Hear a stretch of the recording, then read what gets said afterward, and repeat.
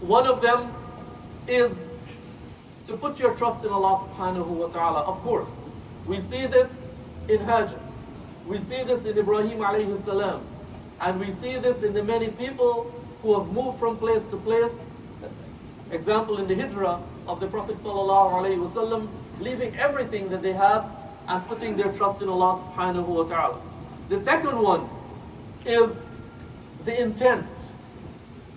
And sometimes we have no control over the intent. In this case, Ibrahim alayhi salam, in this dua, he establishes one of the objectives of moving from one place to another near to the house of Allah subhanahu wa ta'ala, that they may establish the prayer. And we know that that one single act of a mother and an infant son was the beginning of a great civilization that we are part of and we are proud to be part of. And then Ibrahim alayhi salam said the third thing, which is making a dua to Allah subhanahu wa ta'ala, make the hearts of people inclined to them. Make the hearts of people inclined to them. Brothers and sisters, this is a dua that is so critical for us today. Because even being a settled community, sometimes we feel targeted by the actions of a few in our society. And the way things are going, it does not seem that there's any let up of this difficulty and this challenge. When we look at what is happening in the United States and in Canada now, we find the rise of the far right.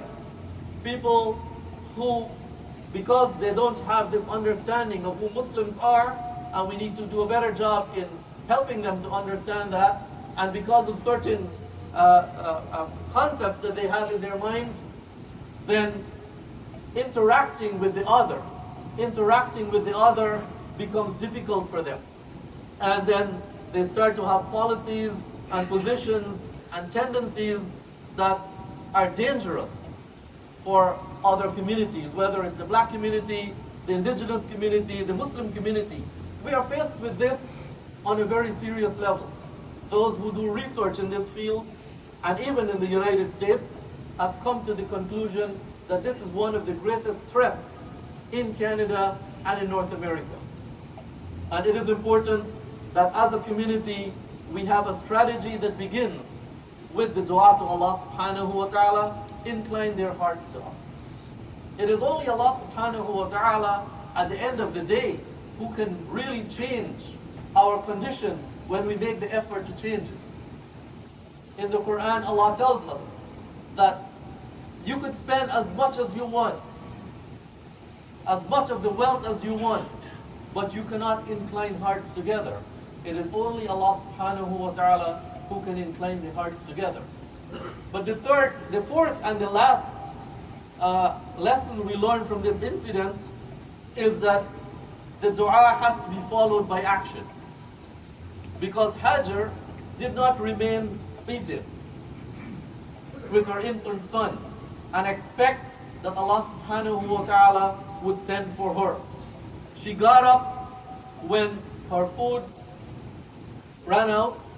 She got up and she looked around. She climbed the hill of Safa, and she looked around and she could not see anyone in sight. She was looking for help of some sort. Imagine yourself in that situation. A woman with an infant child left alone, and she is looking around. What she may not have realized at that time was that Allah subhanahu wa ta'ala is with her. Of course, her faith was great. But she made the action, she undertook the actions that would result in the blessing from Allah subhanahu wa ta'ala. Walking from one hill to another. Not once, but coming again and again, and climbing the hill and looking for help to see whether she can get some help. Until when she came back and she saw that the infant had kicked the ground and the water started to gush forth. This is from the blessing of Allah subhanahu wa ta'ala.